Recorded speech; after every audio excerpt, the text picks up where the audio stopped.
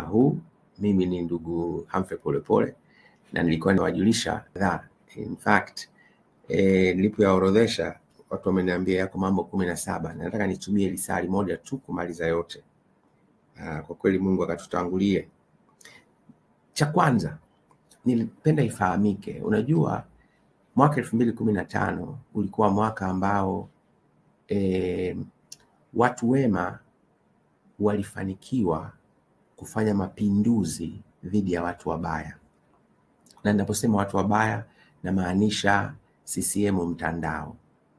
Na napenda sana ninapokuwa nikieleza mambo haya wana CCM wote nchini Tanzania wafahamu mimi na wao wana CCM wale wa kweli wa imani tuko kitu kimoja, isipokuwa chama chetu kimevamiwa na wahuni. CCM mtandao, genge, kundi ambalo lilifanya mapinduzi mara ya kwanza mwaka 2005 na limekuwa likipambana kushika mamlaka ya Jamhuri ya Muungano wa Tanzania ili watumie chama chetu kuidhibiti serikali ili waweze kudhibiti rasilimali za nchi yetu kwa manufaa yao binafsi, wao, familia zao na watoto wao. Na hili jambo linafahamika ndani ya CCM.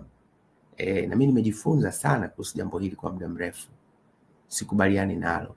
Ninaamini Chama cha Mapinduzi ni chama cha wanachama ambacho kinashughulika na shida za watu. Msingi wake ni watu. Msingi wa uongozi wa CCM ni haki na kuheshimu watu. Genge hili halina heshima kwa watu. Halina heshima hata kidogo kwa watu. Ni genge linaloongozwa katika msingi wa ubabe. Ndio, mimi sikubaliani nalo. Najua watu wengi wanaliogopa genge hili kwa sababu kama una maslahi fulani kwenye nchi yetu hapa, hawashindwi kukufikia na wanaweza kukushughulikia kwa namna zinazoonekana kwa macho, za sirini, lakini pia hata nguvu za giza. Hawa wana mbinu zote. Kwa nitaka niwaambieni kwamba adui yetu mkubwa ni CCM mtandao, genge la watu wahuni ambao wanataka kushika nchi hii na hatima yake kwa maslahi yao binafsi.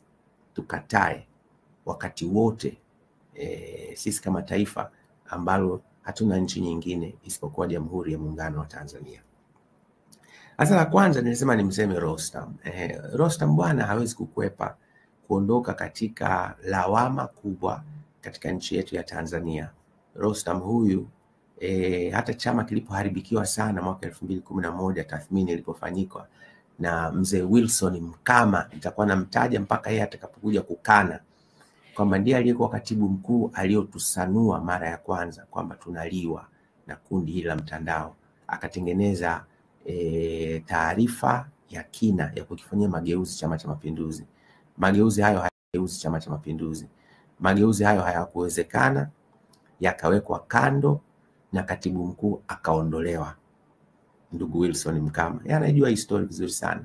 Na nafikiri katika baadhi ya vitu vimemfrustrate kweli mzee Mkama ni kazi ile nzuri alitaka kuifanya na hakuweza kuikamilisha. Sasa kundi la mtandao likaendelea. Mwaka 2015 likataka kuweka mtu wao. Na lilivyo na tabia za kihuni kundi la mtandao, linaweza likaweka mgombea ndani ya CCM na likaweka mgombea nje ya CCM. Na hii ni hatari sana. Maana yake mwaka 2015 utakumbuka waliweka mgombea ndani ya CCM, wakina mzee Mkapa wakapambana, tukafanikiwa kumtoa. Lakini wakamchukua wakampeleka katika upinzani, ili kama vipi huku tunakosa tukampatie kutoka upinzani. Lakini hata waliokuwa wamebaki CCM wakafile tena mgombea mwingine wakati ule. Na ni sehemu ya kundi la mtandao nitamsema, lakini ameshatangulia mbele ya haki, ndugu yetu Bernard Camillus Membe akagombea ndani ya CCM. Aliposhindwa basi ikawa mtihani hapa na pale na nini, lakini 2020 alijitokeza akataka tena kugombea. Kwa hiyo utagundua ya kwamba watu hawa hawajawahi kuacha kupambana. Magufuli alipoingia madarakani, maadui zake wakubwa walikuwa kundi la CCM mtandao ambao liliamini Magufuli halindi wala kuendeleza maslahi yao ya kubagaza na kubananga nchi yetu ya Tanzania. Sasa tukaendelea hivi. Magufuli amekuwa na mapambano makubwa sana. Ninyi mlikuwa mnamuona mtu hodari mno, mtu hodari mno, lakini waambie Magufuli alipitia wakati mgumu sana kama binadamu, mgumu sana. Na hapa namuomba Mama Janet Magufuli, mama yetu na familia yake wanisamehe kwa sababu ninazungumza mwanafamilia wao, mzazi wao, mume wake, lakini mimi napenda kuwakumbusha na wao wanajua Rais Magufuli alikuwa rais wetu. Sisi wengine alikuwa ndugu yetu na kiongozi wetu, na tumefanya kazi naye karibia kila siku. Kwa hiyo ile share ya Magufuli wote tunayo. Ndio maana hata kwenye kampeni umesikia juzi kwamba hata marafiki alikuwa nao. Bahati nzuri mimi sikubahatika kuwa rafiki wa Magufuli, lakini nilikuwa sehemu ya wasaidizi wake waliofanya naye kazi kwa karibu sana katika kipindi chote cha uongozi wake mpaka alipotangulia mbele ya haki. Kwa naporudia mambo haya sisemi kwa maana ya kuleta maumivu kwenu, ninasema ili Watanzania wajue kwamba Magufuli alipambana sana. Alitoka hadharani kama mtu imara, lakini ukweli wa mambo ni kwamba alikuwa akiumia sana ndani kwa namna alivyokuwa anahujumiwa. Na waliokuwa wanamhujumu sio wengine, ni CCM mtandao, na wanafahamika. Tumeshawataja mara kadhaa. Mzee wangu Kikwete yumo, Rostam Aziz yumo, mnielewa. Wako hapo. Leo nataka niwatajie hawa wawili, ndio mara nyingi wanaonekana sana, lakini wako kadhaa. Wengine wametangulia mbele ya haki, lakini wako kadhaa. Sawa. Sasa hawa watu wamekuwa kimuinda mara nyingi, na walianza mapema sana wanamuinda. Na unajua kimkakati, unapokuwa unamuinda mtu mwenye nguvu, mtu mwenye nguvu hasimami peke yake, huwa anasimama na watu wengine wanaomsaidia, na itajidhihirisha. Taarifa hizi nazisema kwa kujiamini, ziko idara ya usalama, wanafahamu namna ambavyo mzee Kikwete alijitahidi sana, mzee wangu yule, kuhakikisha ya kwamba anamdhoofisha Magufuli katika namna ya kimkakati sana. Nitawapa mifano miwili. Katika miaka 5 ya Rais Magufuli madarakani, mzee Kikwete amefanya jitihada mara kadhaa, ama moja kwa moja ama kupitia vyombo vyetu, kushauri na kumshinikiza rais amtoe polepole kwenye nafasi ya uenezi, ujumbe wa kamati kuu na ujumbe wa halmashauri kuu, amtafutie kazi nyingine, kwa sababu eneo hilo alikuwa halimfai, halimtoshi na halitendei haki. Sasa mwenyekiti wa chama ni Magufuli, ndio anayejua wasaidizi wake. Kwa viwango vya Magufuli aliona tunamsaidia, lakini kwa viwango vya mzee Kikwete aliona hatumsaidii Rais Magufuli. Mimi niliwaza sana, kwa sababu mzee Kikwete ni mzee wangu. Nikajiuliza ni kipi ambacho Rais Magufuli anaona ninamsaidia vizuri ambacho mzee Kikwete anaona sikifanyi vizuri. Rais Magufuli alimpuuza mara zote, akaona haitoshi, na alikuwa anajaribu kumpunguza nguvu kwa kumpunguzia nguvu wasaidizi wake. Siku moja, nyinyi mashuhuda, nilikuwa pale Idi Nyundo Temeke, ukumbi wa halmashauri, na fundisha vijana wa chama. Rais Magufuli akaniita, akasema njoo Ikulu. Nikaaga vijana pale haraka, vijana walikuwepo siku ile watakumbuka historia. Nikakimbia mpaka Ikulu ya Dar es Salaam. Nilipofika akasema, amesema nenda nyumbani, kwa maana ya nyumba rais annex. Nikafika, nikakuta yuko pale na wasaidizi wake, akawatoa nje.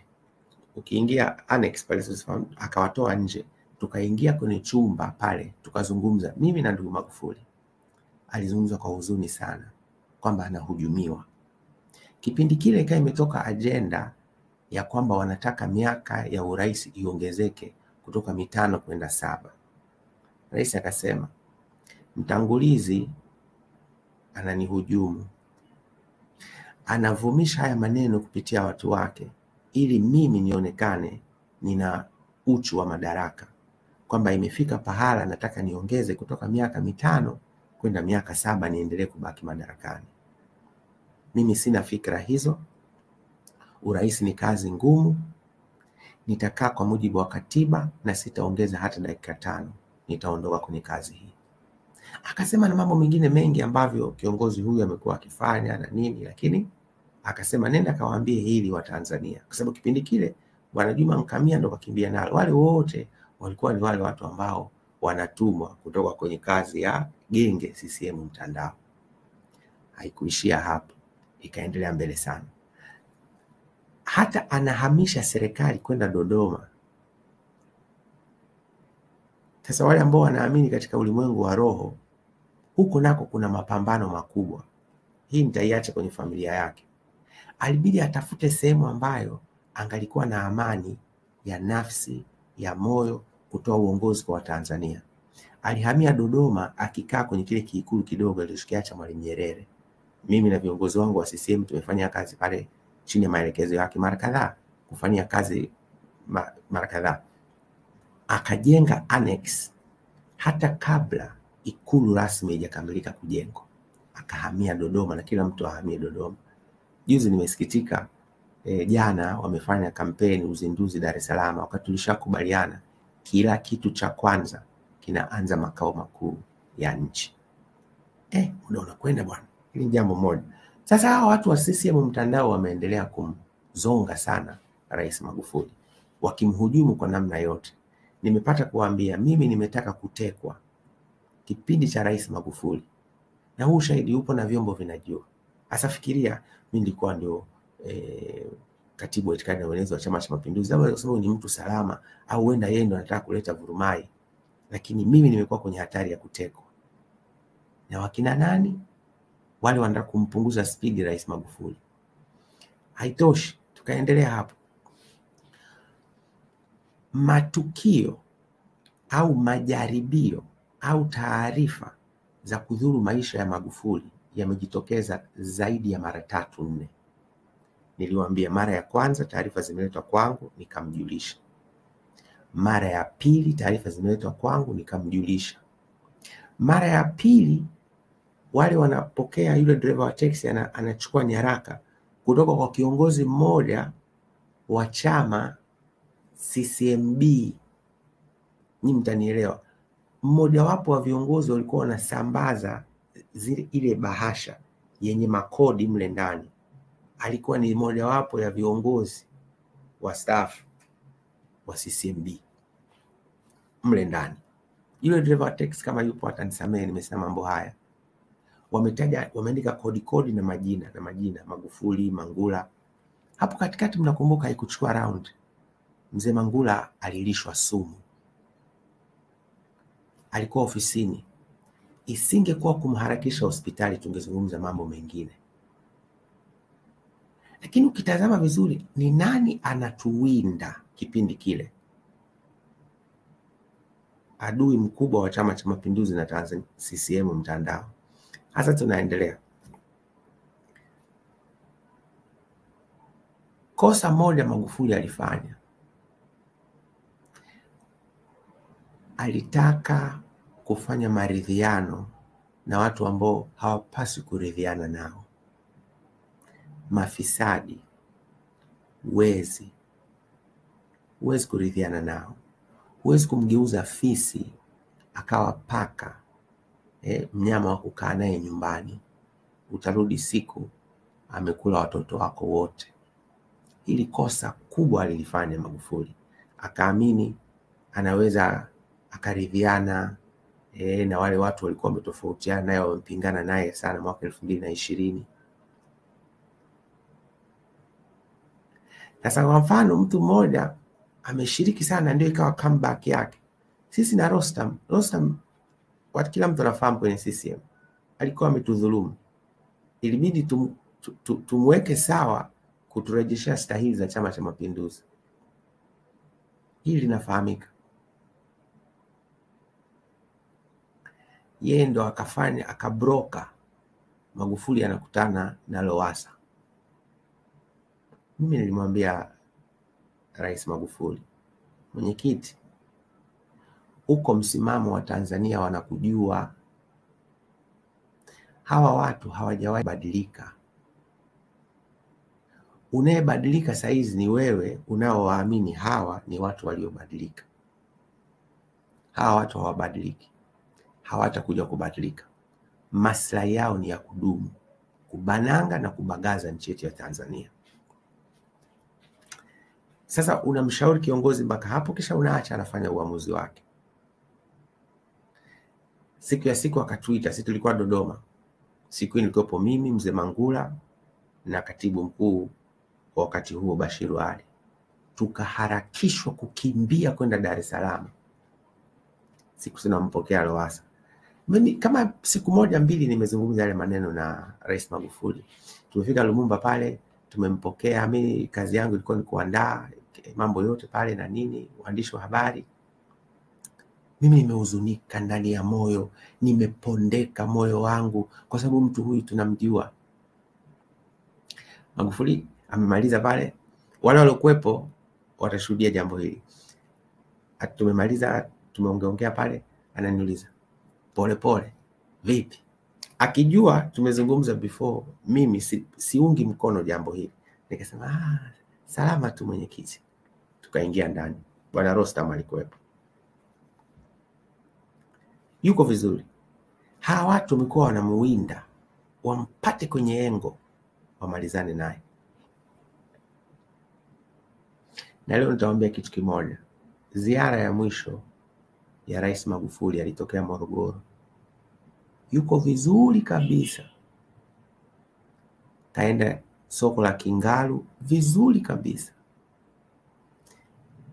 Ziara ilikuwa inaishia soko la Kingalu. Sasa ni makosa sisi wote kama binadamu tunaweza kufanya.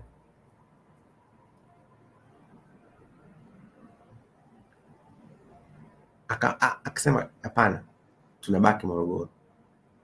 Akaenda kuzindua viwanda Morogoro. Akamaliza kuzindua viwanda, kimoja wapo kilikuwa cha Rostam. Wale walikuwepo. Yaani kama kuna siku tutaka watu waulizwe maswali, wale walikuwepo pale siku ile, waeleze kuna mazingira very strange yalifanyika siku ile, katika namna ambayo haikuwa imetarajiwa. Baada ya hapo rais anarudi Dar es Salaam, na hiyo ndio ilikuwa safari yake ya mwisho. Mimi katikati hapo nilikuwa Arusha, nikaitwa siku anakwenda kuzindua Magufuli stendi ile ya mabasi ya kimataifa pale Mbezi. Nikatembea usiku, nikaja pale asubuhi Ubungo pale Mbezi, tukazungumza, tukazindua. Tukatoka hapo tukaenda polisi Kurasini, akazindua pale kiwanda cha mambo ya uniform za jeshi la polisi. Hapa nitawapeleka mbele na kurudisha nyuma. Mwaka 2020 wakati tunafanya mchakato wa uchaguzi,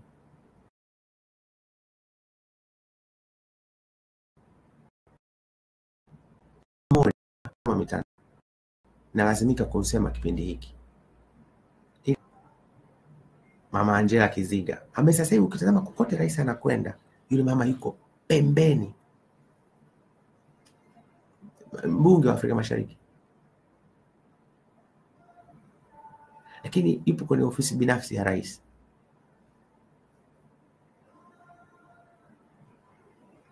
Sasa yuko pale, majina yameletwa 2020 kwa ajili ya Kawe.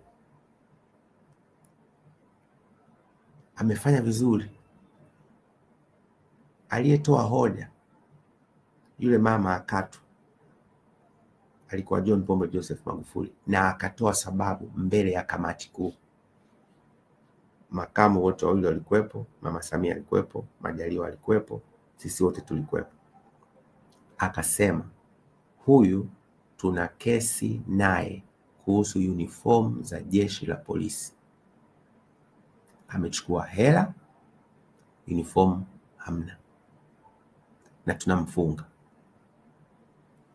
Tukamweka pembeni. Siro akiwa IGP. Rais Magufuli anafariki, tunamkabidhi mama chama. Tumeenda pale White House, makao makuu ya chama. Ndipo nilipoona ukaribu wa Mama Samia na Angela Kiziga. sikuuelewa. Nikasema huyu ni nani? Kwa nini yuko karibu? Ni mtuhumiwa kwa jambo serious kabisa. Inawezekanaje rais amefariki, umekuwa mwenyekiti, halafu uko close na huyu mtu?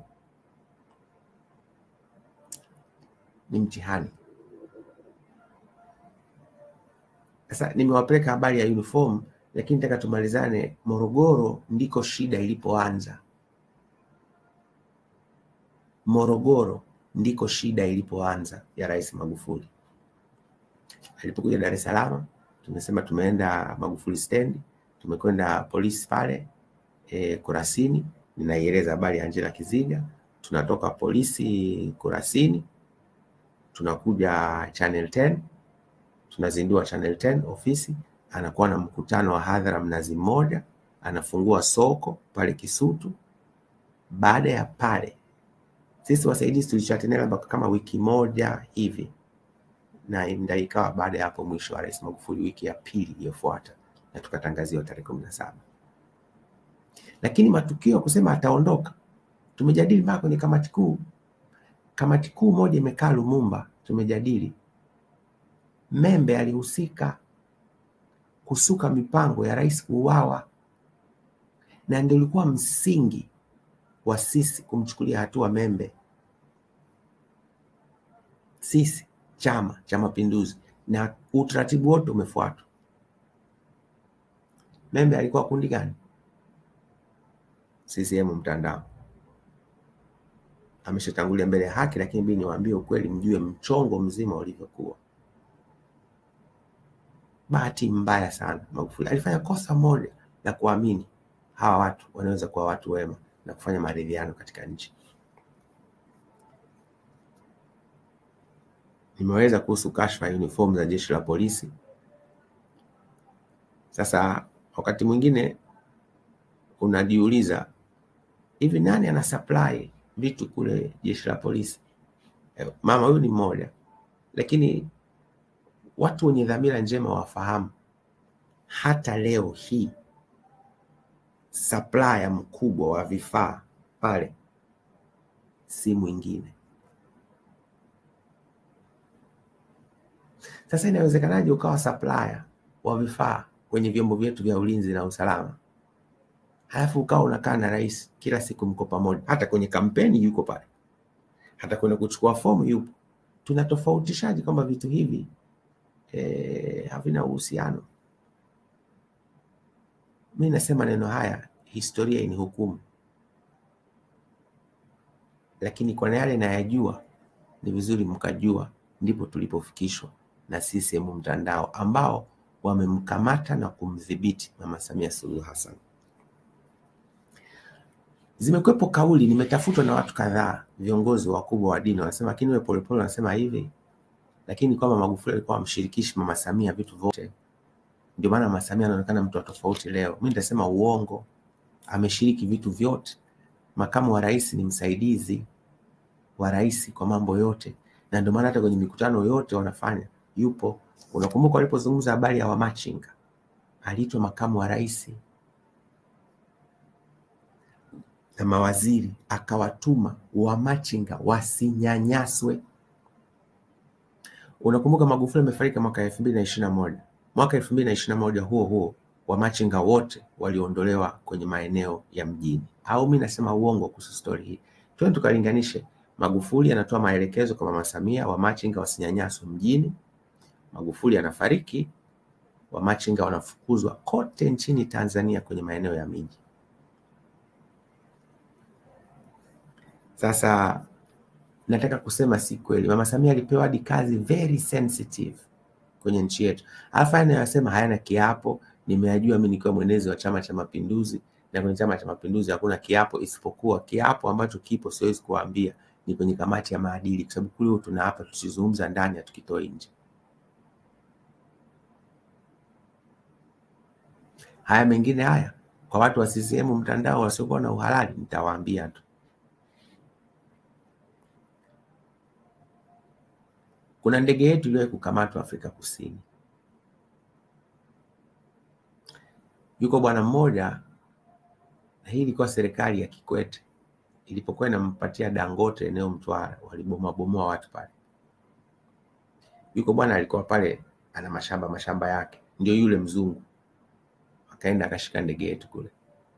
Sijui ilikuweje, Rais Magufuli anasema ili kutuma, anatuma gana inavyompendeza mwenyewe, mtume huyu amtume huyu amtume huyu amtume huyu. Sisi wote tumewahi kutumwa kazi na Rais Magufuli,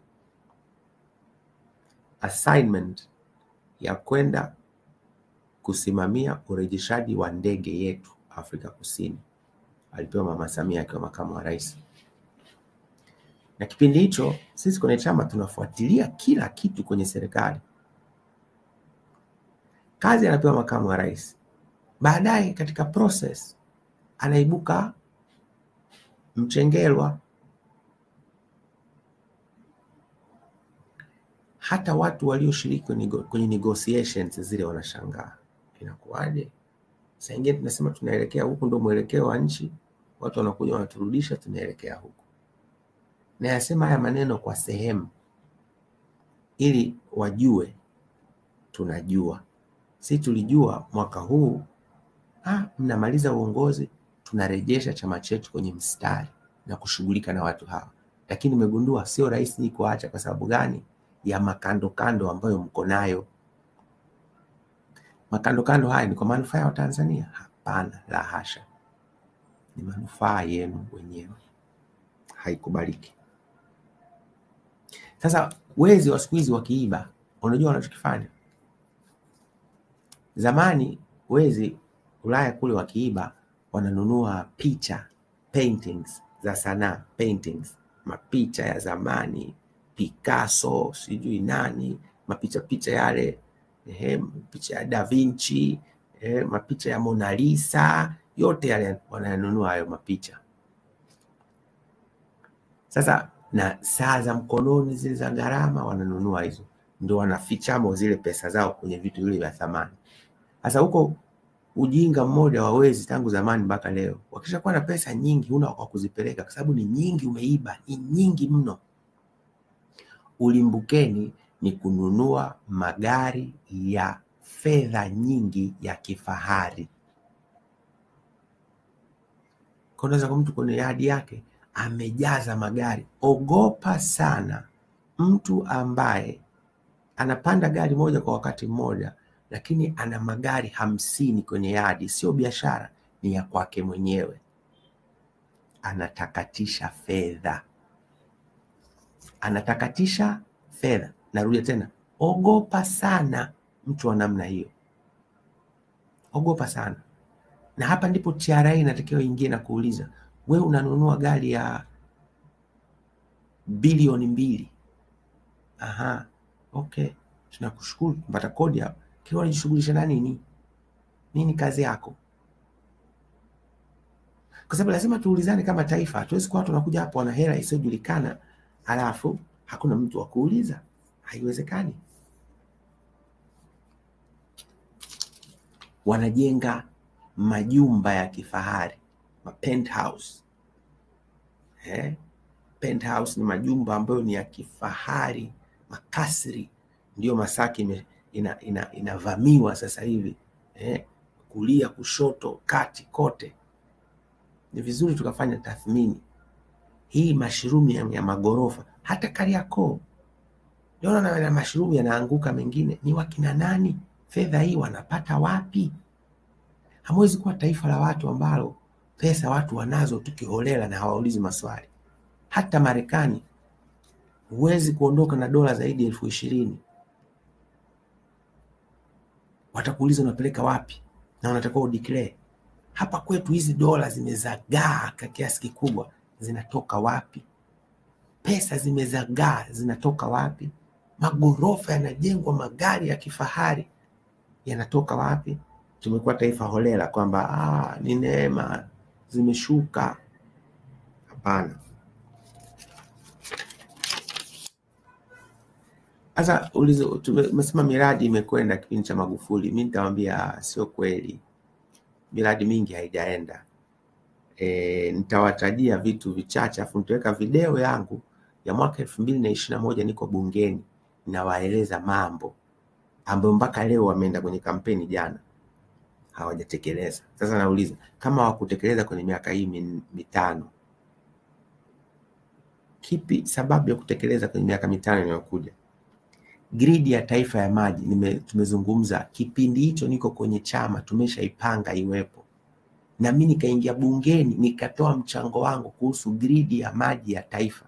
Naona imeingia kwenye ilani 2021 ikiwezekana, 2022 ikiwezekana, 2023 ikiwezekana, 2024 ikiwezekana, 2025 ikiwezekana, kuunganisha maji ili gridi ya maji iwe kama gridi ya umeme, yakikosekana huku yanatoka huku, yakikosekana kule yanapatikana huku. Tupewe sababu hili litakiwa lifanyike katika miaka hii mitano, kwa nini halikufanyika?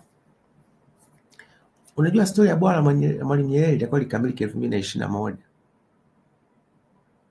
Lakini ulikuwepo mchezo pale, yuko waziri mmoja alikoludi na mkandarasi, akawa anazungumza moja kwa moja na mkandarasi, anaruka mpaka mshauri mwelekezi tuliomweka wenyewe, na pale tuna mgogoro, tutadaiwa deni kubwa.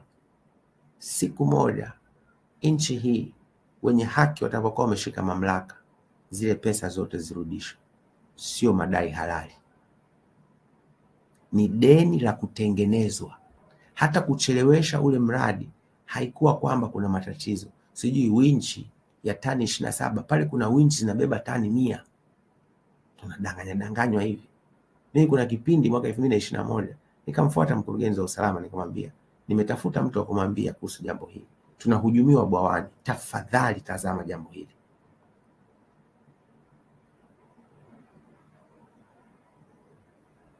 Mimi pia ni Mtanzania. 2021 unasema hatujai kumwambia Mama Samia kuhusu kuhujumiwa nchi yetu. Mimi nimevumilia miaka mitano kuja kusema naacha kazi, sitaki, bora niwe sifuri, nizungumze hadharani. Hawa huni tuwajue na hawana nafasi. Na hii ngoma tunashinda kabisa, na kuhakikishia, kama huyu Mungu wa mbinguni aliye hai aishivyo, wahuni hawana nafasi kwenye nchi hii. Ili dogo la flyover mnafahamu. Flyover zote tulizipanga kwenye ilani ya mwaka 2015-20 zitakuwa zimekamilika kipindi hiki. Ziko wapi? Tunaambiwa tena zitapelekwa mbele. Tupe sababu kwa nini zikujengwa kipindi hiki. Cheki barabara wanavyotindua sasa hivi na hazikamiliki. Kwa nini? Pesa hakuna. Mbona tumekopa pesa nyingi sana? Yaani kila siku mimi nasoma kuhusu hizo habari za madeni. Pesa tunakopa, kodi tunakusanya, kwa nini miradi haiendi?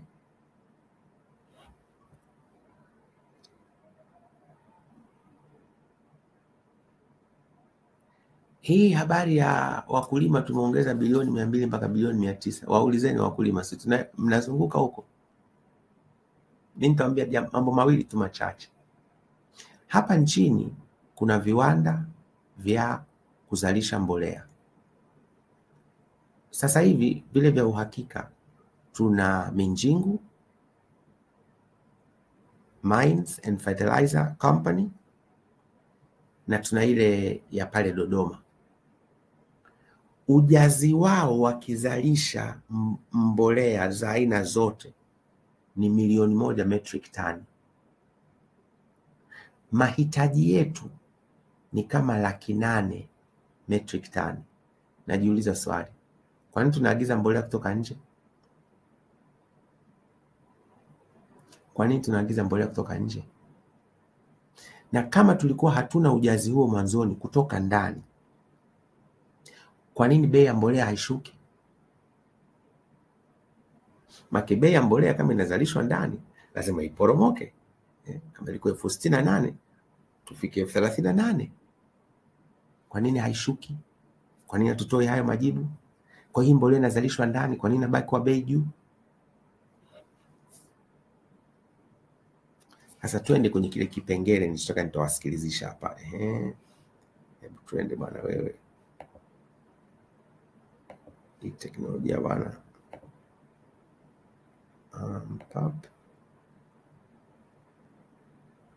Yes, haya. Msikilize hapa nilichokiongea. Na hapo ndo napokuja kwenye Wizara ya Viwanda na Biashara. Duniani kote wale wanaitwa micro, small and medium enterprises ndio wanashika zaidi ya 90% ya chumi zote. Hapa Tanzania hawa micro, small and medium enterprises ndio ambao wanashikilia viwanda vingi vidogo na vya kati ambao vina jukumu la kuchakata mazao mbalimbali na huduma na bidhaa ambazo zinahitajika hapa nyumbani. Ifike pahala hawa micro, small and medium enterprises, yani biashara ndogo sana, ndogo na zakati, ziwezeshwe kwa makusudi na serikali yenyewe. Mabenki hawezi kuweka pesa kule kwa sababu watasema hakuna usalama, lakini serikali ndio baba yao, ndio mama yao. Na hapa katika Wizara ya Fedha na mfuko wa uwezeshaji iko mifuko zaidi ya 50 ya kuwezesha wananchi kiuchumi. Haisomani, haijuani, malengo yake hayashabihiani. Sasa unapokuwa na mifuko zaidi ya 50 yenye fedha za mamia ya mabilioni ambayo haisomani, nafahamu aliwahi kutoka maelekezo hapa kwamba mifuko hii ihuishwe, lipatikane fuko moja kubwa la kwetu la ndani ambao tutalitumia kuwawezesha wajasiriamali wadogo ambao hawa ndio kimsingi ndio engine ya uchumi wetu. Tukifanya hivyo hata wigo wetu wa kodi na mapato utaongezeka. Na kushukuru sana Mheshimiwa Naibu Spika. Asante sana. Hii ilikuwa mwaka 2021, lakini hakuna haya maelekezo yalitoka kwa Waziri Mkuu, fanyia kazi hili fuko, lina mamia ya mabilioni. Kwa miaka 5 hatukufanya. Na mimi nasema huo mchango mwaka 2021 kwa ushahidi, kwa sababu nilijua tumekubaliana kufanya mambo haya. Kwa nini hatukufanya? Leo unasema tutatenga bilioni 200. Kwa uzoefu upi? Kama yale mabilioni ambayo tayari yako hatukuyapeleka kwa wananchi. Leo kwenye kampeni ndio tunasema tutapeleka. Tulikuwa na miaka 5. Ndio history nilikuwa nawaambieni. Tulikuwa na miaka 5. Mambo hayaendi. Ni lazima kumwaga oili. Sasa leo tunakwenda pale kwenye kampeni, tunapiga soga hivi, ni kama tunadanganya watu. Ndugu zangu, tudanganye kwenye maslahi ya taifa na maslahi ya watu binafsi? Hapana. Mimi nitakwenda mbinguni bwana.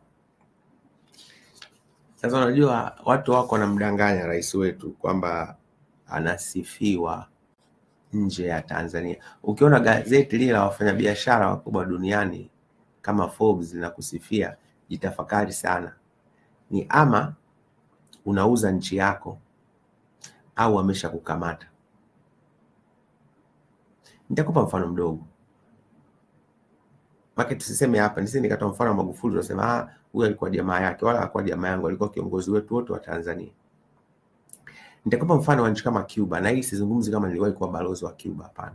Ushawahi kusikia gazeti la Forbes linamtangaza rais wa Cuba? Hakuna. Lakini Cuba matibabu bure raia wote. Cuba elimu bure.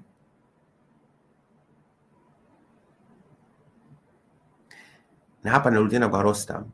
Cuba mtungi wa gesi ya kupikia wa kilo 20 unauzwa shilingi 2,000 za Tanzania. Mtungi wa kupikia wa gesi wa kilo 20 unauzwa shilingi 2,000 za Tanzania. Na hawana gesi hawafanyi hii mambo ya LPG pale Cuba. Nao wanaagiza kutoka nje. Nimesoma kabla. Yale ya siri sitawaambia. Lakini unajiuliza kama hawa wameweza, hivi sisi kwa nini kamtungi ka kilo 15 kauzwe 56,000 mpaka 60,000? Mimi roho inaniuma. Nasema no, hatutendi haki kwa watu wetu wa Tanzania. Kwa nini tunawaibia? Kwa nini hatutendi haki? Ni biashara za watu. Leo Rostam katika biashara, ukiacha biashara za madini zote kule ameshatupiga kila pahala, ana kampuni yake ya Taifa Gas. Naye anasambaza mitungi ya gesi. Lakini ameingia serikalini Rostam miguu miwili. Kaingia bungeni miguu miwili. na akawabagaza mahakama kwamba hakuna wanachofanya kuamua mpaka wapigiwe simu kutoka juu. Alafu mahakama nayo ikaufyata, hata haikutaka kumjibu Rostam maskini. Lakini Rostam kaja na kakitu hivi kamesukwa sukwa, akachomekwa serikalini ngii. Kalipochomekwa serikalini, anaitwa gesi safi ya kupikia. Gesi safi ya kupikia, clean cooking. Rostam anasambaza mitungi kote nchini Tanzania ya gesi kwa bei nafuu. Kaunganisha serikali, kaunganisha mabenki. Hivi mimi nauliza swali. Kwa hiyo sasa hivi Rostam anatusambazia gesi. Sote tutakuwa wateja wa Rostam. Lakini ninyi mnajua sisi tulishapanga mwaka 2020 tutapeleka umeme kote nchini Tanzania. Ukiwapelekea watu umeme, hata gesi hawahitaji. But muulize Rostam, hii gesi anatuuzia, anaitoa Tanzania kwamba angalau tutakuwa inajirejea pale pale. Yani anaichimba hapa, anaisambaza nchini. Hapana, haitoki Tanzania. Lakini wateja tunalazimishwa kwa sisi. Alafu wanazuia kwenye clean cooking mamiradi yetu mengine yote ya kuzalisha umeme kwa kiwango kikubwa tusifanye, ila twende kwenye hii clean cooking. Na kuletea video nyingine mwaka 2021 naeleza habari ya tuliokubaliana na Magufuli na Mama Samia na CCM kwenye uzalishaji wa umeme. Tuende kasi. Dakika moja. Ongeza hapa nipatie hii. Ngoja kidogo. Tuache mambo hapa. Dakika moja tu. Okay. Mheshimiwa Mwenyekiti, ni lazima tulinde viwanda vya ndani kwa kuweka sera ambazo zitakisha ya kwamba bidhaa zinazoweza kuzalishwa ndani haziagizwi kutoka nje. Na hapa napenda kupongeza uamuzi wa serikali kuongeza kodi katika kuingiza sukari kutoka 25% mpaka 35% ili viwanda vya ndani viweze kuzalisha na kuuza sukari hapa nchini. Lakini katika uchumi mkubwa pia utaangalia mzunguko wa fedha. Wako watu wanapotosha wakati mwingine, lakini ukweli ni kwamba nikitoa kiashiria kimoja tu ya fedha zilizowekezwa katika mawakala wa benki kutoka mwaka 2013 mpaka mwaka 2019. Mwaka 2013 mzunguko wa fedha ambazo zimeziweka mle ndani zilikuwa bilioni 28 tu, lakini mwaka 2019 zimefika trilioni 5. Hili ni ongezeko kubwa kabisa. Mheshimiwa Mwenyekiti, napenda sasa nijielekeze katika ushauri. Rai yangu kwa serikali ni kwamba wako watu wanaosema uchumi uliharibika. Unatoka bilioni 20 hadi 50 kwenye wanaita non banking financial services, yani huduma za kifedha zisizokuwa benki kama hizi za simu za mkononi, mpaka matrilioni. Lakini waliharibu uchumi, na hapo watu wanakaa kimya.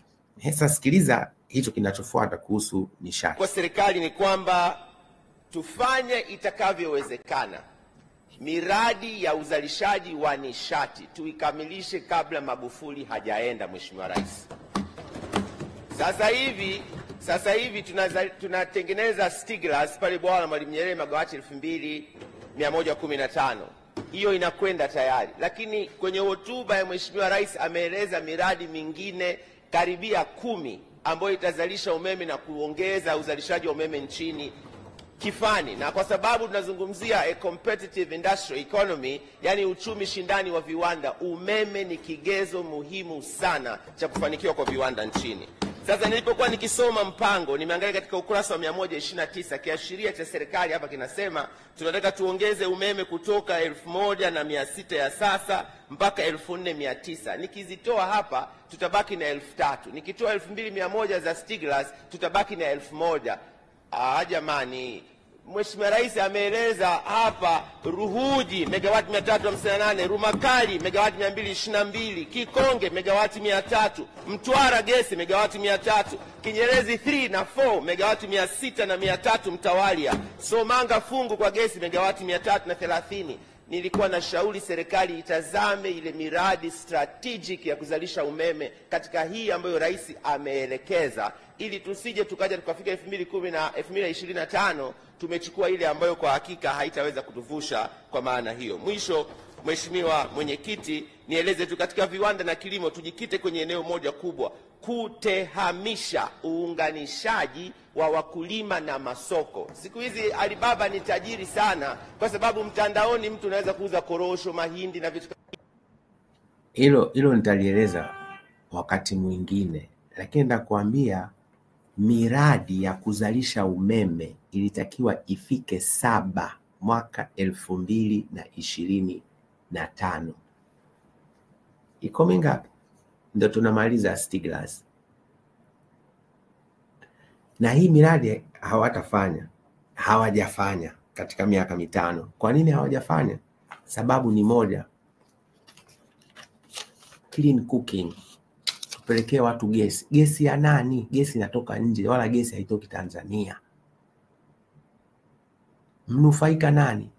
Nenda ka Google kwenye clean cooking, mnufaika mkuu Rostam Aziz. Anatupiga left, right and center, anatubananga na kutubagaza. Mimi sikubali.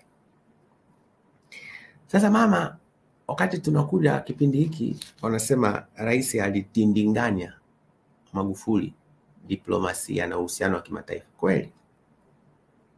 No, Rais Magufuli ni Pan-Africanist.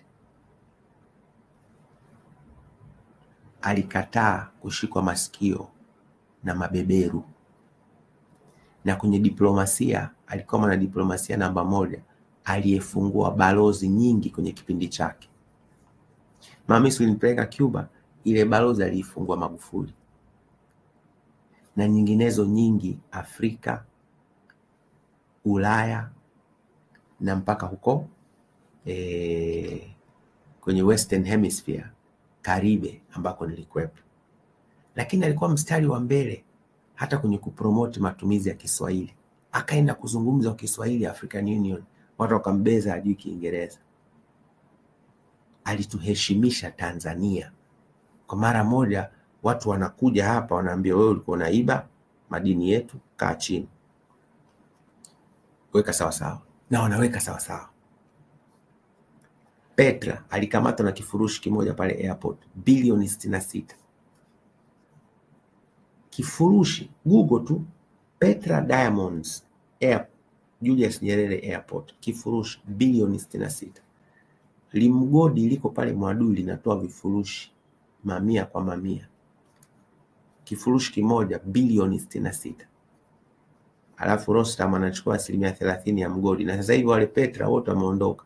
Kwa kimsingi sasa kabaki huku serikali ka asilimia kale kadogo, alafu goma lilobaki Mwamba mzee wa mtandao ameshikilia yote. Alafu si ni nchi maskini. Acheni bwana. Nitasema kuhusu uhuru wa habari. Uhuru wa habari mama, ili watu siliseme kwa sababu mama ulipoingia madarakani mtu mmoja mhanga, hata mie nilikuwa na kale sio TV, haikuwa TV ya mtandao. Nilikuwa naongea kama hivi kwenye YouTube. Mimi sijatumia tena YouTube yangu. Ukatuma watu waniambie niache. Na nili ni moja wapo. Ndugu yetu Ndugai ametangulia mbele ya haki. Nikakataa, nikamwambia nilivyofundishwa CCM huwezi kuniambia acha bila kunipa sababu. Matokeo yake nikaitwa TCRA, wakana bwana sisi hatuna shida na wewe, tatizo huko juu mmevurugana wenyewe. Kwa sisi tutakachoandika hapa tutasema kaajiri mkurugenzi mwenye degree atakayekuwa ana direct unapokuwa unajirekodi. Yaani kwa mfano mimi niko peke yangu hapa nilipo. Eti niyo na mkurugenzi namlipa kunisimamia mambo haya anayofanya mwenyewe. Ndio maana mimi sishangai, mimi ambaye wala hii sio ajira na lazimika niongeze na ajira nyingine, ndio mnaenda kukamata hadi mawinga mnataka walipe kodi, na watu wa mtandaoni nao walipe kodi. Nauliza kule kwenye madhahabu, kule kwenye makaa ya mawe, hawa wanatakatisha pesa mjini, hawa wanalipua majengo mengi, hawa na magari ya kithamani ya kifahari, hawa wanacheza makamari, mmemaliza kuchukua kodi kutoka kwao? Acha bwana. Alafu jana akaongea Mzee Kikwete. Mzee Kikwete na hoja zake mbili hapa. Mzee Kikwete hata mimi namhurumia, kwa sababu yeye hajui mambo ya uchaguzi ya chama. Unajua hasara moja CCM mtandao walifanya ni kutekeleza maelekezo ya Mungu kunipeleka kwenye CCM na kwenye serikali. Kwa kweli hapa hamkupiga akili vizuri, kwa sababu mimi niliponipeleka kule sikwenda kufanya maigizo.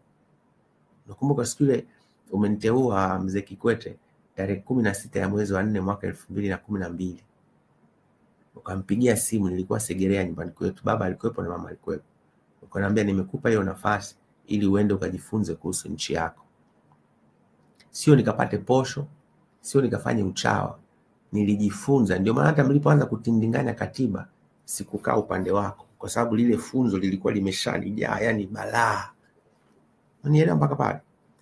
Sasa kuhusu utaratibu mliotindinganya Januari mwaka huu, angekuwa ana uthubutu wa kuzungumza, ningewaambia hivi, kwa sababu yeye ndio mwalimu wa wengi kwenye CCM kuhusu mambo ya uadilifu, kuhusu mambo ya maadili, kuhusu mambo ya miiko ya uongozi.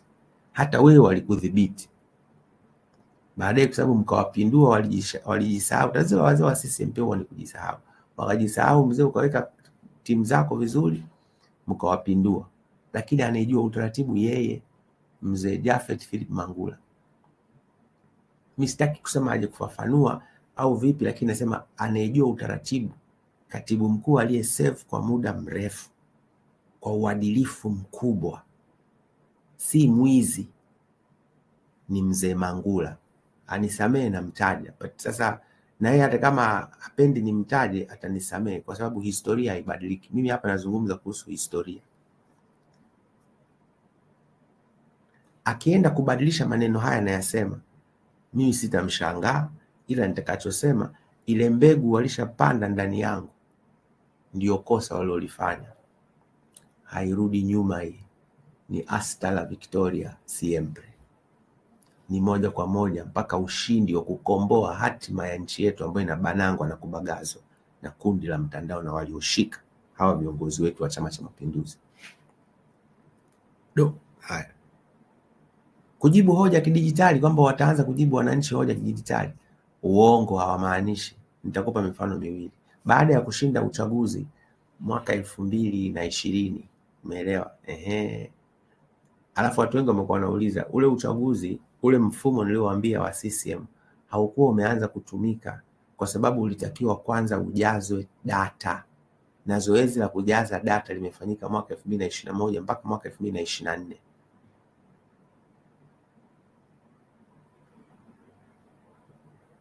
Kwa nitaka hilo lifahamike vizuri.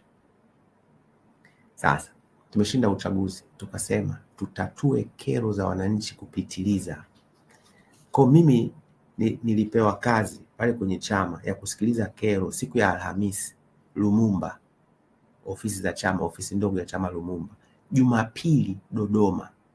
Jumamosi kulikuwa kuna kipindi kinaitwa Papo kwa Papo. Nakaa pale kwa masaa matatu. Wananchi wanapiga simu, unasema unatupigia, tunawapigia, tunaitatua kero yako. Watanzania mmesahau kitu hiki, papo kwa papo. Mbona walipokuja wenezi wote hawakutaka kuendelea? Nikajua hawa dhamira yao sio kutatua kero za watu, ni kubananga na kubagaza watu. Pale Lumumba nilikuwa nasikiliza kero Alhamisi saa 8 mchana mpaka siku ya Ijumaa saa 8 mchana. Hakuna kukaa kwenye kiti. Tumesimama kutatua kero masaa 24. Naanza na watu 1000, saa 8 kesho na mmaliza mtu wa mwisho. Watanzania wanajua. Nyinyi katika miaka 5 hata kero mlikuwa mnatatua, hata kwenye mikutano ya rais mlikuwa mnakataa kusikiliza wananchi. Haya. Kuna kidijiti mnasema. Nitakuonyesha hapa. Mimi ni mjumbe, mimi yani nipo kwenye Jamii Forum. Hasa kwenye Jamii Forum pale nitakuonyesha kitu utashangaa. Nitakuonyesha kitu hapa kwenye Jamii Forum. Ngoja kidogo. Hapa kwenye Jamii Forum nitakuonyesha kitu. Nipe media. Nipatie. Nipe no. Ngoja kuonyesha hapa kwenye Jamii Forum. Jamii Forum waliwasaidia utaratibu wa kutatua kero za wananchi. Umeelewa? Unaona hapa Jamii Forum walianza kukusanya kero za wananchi kidijitali, na hapa kwa kweli nawashukuru wananchi na washukuru Jamii Forum kwa kuwa wa msaada kwa serikali katika kutatua changamoto. Kwa nagundua dokezo ni matumizi mabaya ya madaraka, kero 1559. Halafu kero maji umeme 1942. Eti katika jumla kipindi chote wamefanya kazi kero 367 kidijitali. Halafu mnakuja pale mnamwandikia hotuba rais kwamba mtafanya miaka 5 inayokuja. Hatudanganyiki. Mimi siwaambii kwamba watu waende kwenye uchaguzi. Hakuna uchaguzi hapa, ni kiini macho. Umenielewa? Haya, halafu twende asa ile benki ya ushirika. Nilishawaambia ile mwanzoni kule, kuna video moja niliitoa kuhusu benki ya ushirika, nikawaambia hoja ya wananchi wa kawaida, wajasiriamali wadogo, sio benki. Benki has never been friendly with poor people. Benki haijawahi kuwa rafiki wa maskini. Rafiki wa maskini ni serikali, ndio baba, ndio mama. Haya niliyasema mwaka 2021. Waziri Mkuu Majaliwa alipewa maelekezo na John Pombe Magufuli, unganisha ile mifuko yenye mamia ya mabilioni tuyatoe kwa wananchi wa kawaida. Katika miaka 5 mliunganisha? Mliunganisha? Mliunganisha? Hamkuunganisha hata kitu hiki. Sasa mnatuambia sasa hivi mtatoa bilioni 200. Acheni mambo yenu bwana. Sasa mnazindua kampeni. Sasa nataka niache ile la deni, na nataka nilipeleke kwenye session inayofuata ili leo tusitumie zaidi ya lisali moja. Lakini hivi unaendaje kwenye kampeni? Neno ufisadi, kupiga vita ufisadi halisikiki. Kupiga vita rushwa halisikiki. Kutetea haki za wanyonge halisikiki.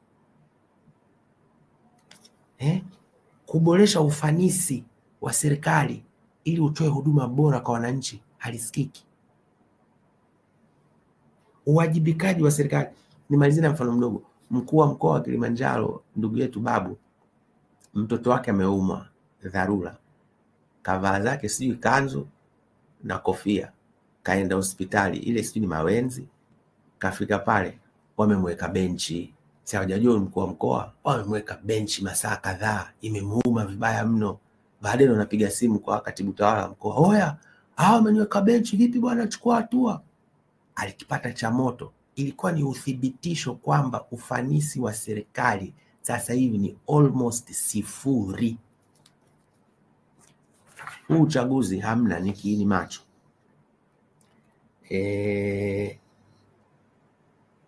Afu ya baya kusema sio siku 100 ndio tutafanya nini. Hii mitindo ya magharibi, fikra za kibeberu hizi. Mtendakazi asemi anakuchapia kazi unaiona.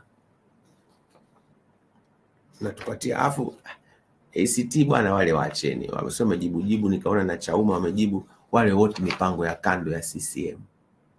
Na wangekuwa wale wanaunga mkono uchaguzi huu ni batili, wasingeshiriki kwenye uchaguzi. Lakini wanashiriki kuhalalisha ushindi haramu wa Chama cha Mapinduzi, na hawa wana mtandao. Alafu mzee Kikwete kuhusu hela za corona, nimalizie kama hivi. Hela za corona mwaka 2021, wewe ulikuwa rais mstaafu na ninakuheshimu sana, ila mimi ndio nilikuwa mwenyekiti wa kamati ya utawala na serikali za mtaa, ndio nilipitisha kwa mkono wangu pale bungeni trilioni 4. Halafu hela corona ilipokuja trilioni 1.3, ikafanywa kazi trilioni 1.3. Halafu trilioni 4 waulize inawezekanaje trilioni 4 za kujenga madarasa, halafu hapo mnatumia trilioni 1.3 nje ya bajeti kwa matumizi yale yaliyopangiwa fedha tayari. Duplication. Hawakuduplicate kuongeza madarasa. Hizi walitafuna, hizi wakajenga. Baada ya kusema ndugu zangu, ninawashukuru. Nataka niishie hapa. Halafu deni la taifa ni ngoma inayofuata. Nimechambua kwa kina. Nawashukuru. Asanteni, msikate tamaa mpaka tutakapokomboa hatima ya nchi yetu. Asanteni na Mungu wa mbinguni